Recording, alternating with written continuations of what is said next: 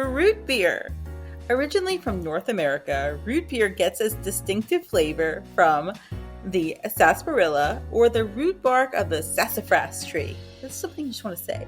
Sassafras. There is typically a dense, frothy top, much like beer. Classic root beer float is made with vanilla ice cream and root beer. I personally like root beer, but only if I know I'm getting root beer and I'm not getting a cola. Because if somebody sneaks me a root beer when I think I'm getting a cola, I'm disappointed. But if I know I'm getting like an ice cold root beer and I'm going to be getting it on a rocking chair or something like this, then I'm excited for it. I am doubly, triply excited about it if it has ice cream and is a float. What about you? Let us know in the comments if you like root beer cola or root beer floats. Most commercial root beers employ artificial sassafras flavoring. A significant component of sassafras was outlawed by the U.S. Food and Drug Administration in the 1960s because apparently it was not healthy. However, some brands such as Hansen's uses saffron-free sassafras extract, so don't be surprised if you do see it. History. Native Americans drank drinks produced from sassafras roots for both culinary and medicinal purposes long before the advent of Europeans to the Americas. The traditional preparation of the beverages based on sassafras, you just have to say that over and over, which are comparable to root beer, dates back to 16th century and incorporates European culinary skills. Now I want to make a recipe with root beer in it. Since the 1840s, root beer has been available in candy stores, and since the 1860s, root beer recipes have been recorded in writing.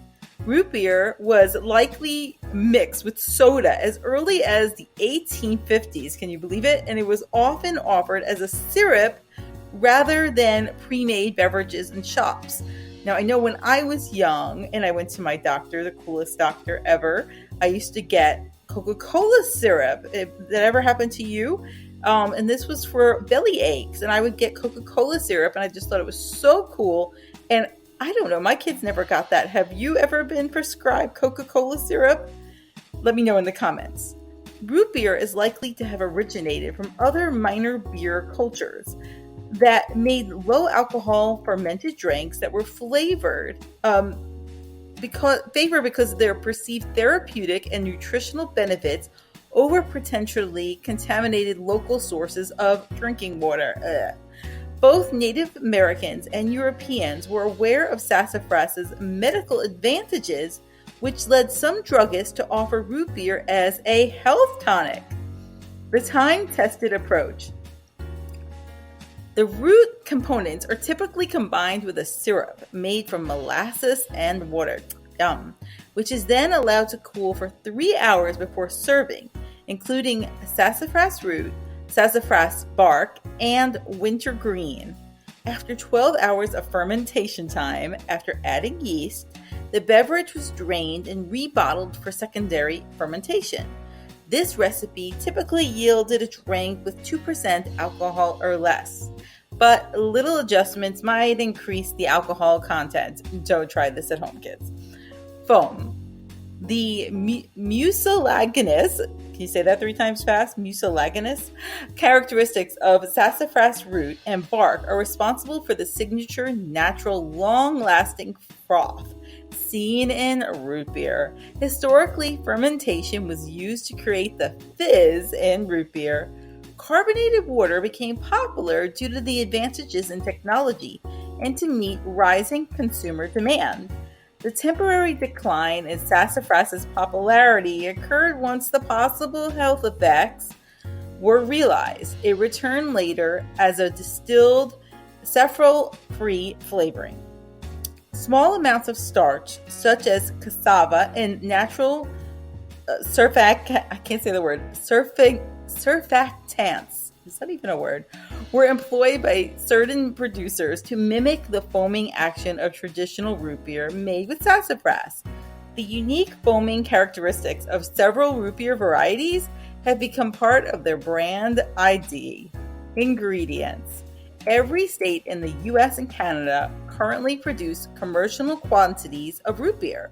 Some brands are made or imported from nations such as Australia, the United Kingdom, Malaysia, Argentina, Germany, the Philippines, Singapore, Taiwan, South Korea, Indonesia, Sweden, Vietnam, and Thailand, despite the fact that the beverage's popularity is highest in North America. These beverages might have a flavor that is different from or comparable to what you get in North America, depending on where you're from. If you are drinking it and you're from another country outside of North America, please let us know what it tastes like for you.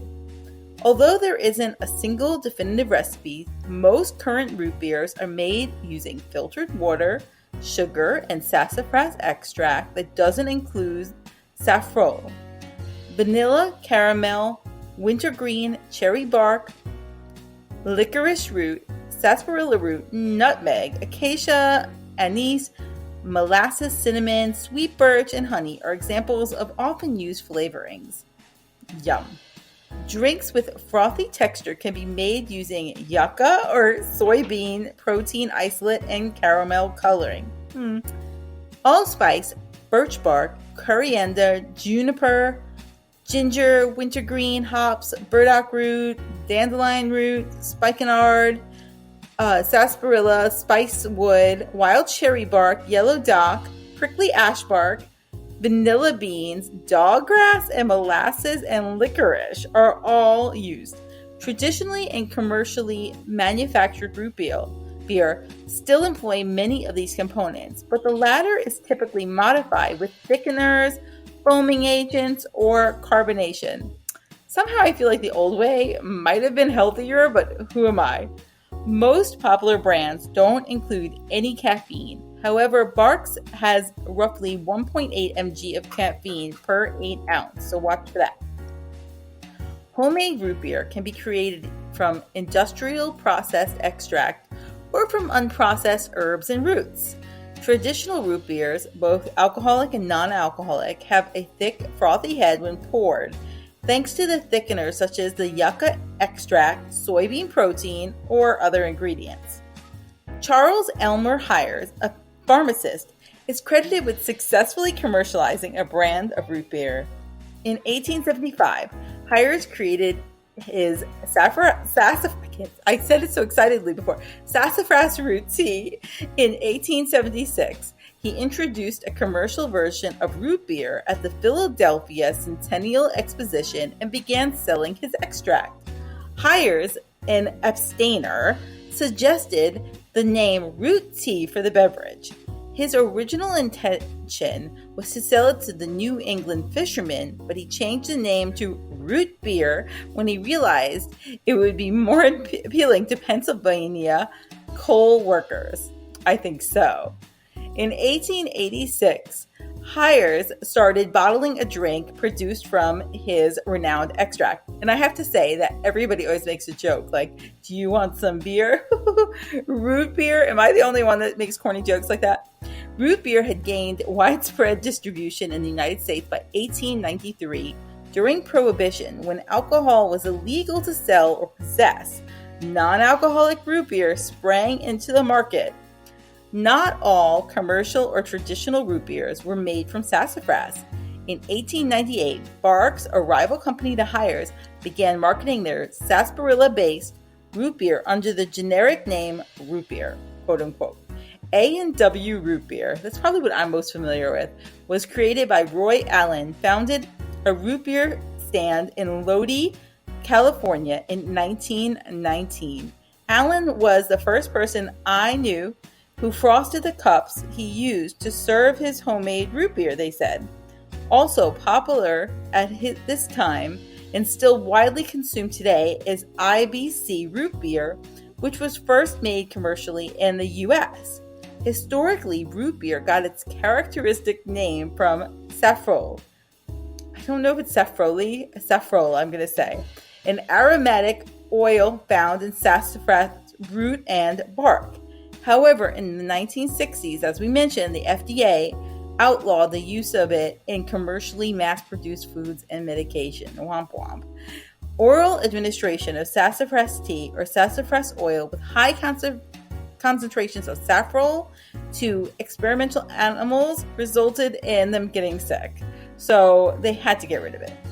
Natural extracts with the safrole distilled out are available, even though sassafras is no longer used commercially in manufactured root beer and is occasionally substituted with artificial flavors. PepsiCo, the Coca-Cola Company, Dad's, Keurig Dr. Pepper, and A&W are just a few of the largest manufacturers of root beer. I don't know about you, but just talking about this makes me want to go and have a root beer float, a healthy version of it, and sit on a rocking chair and listen to old radio or hang out with my family and just do the things that are just the simple things in life.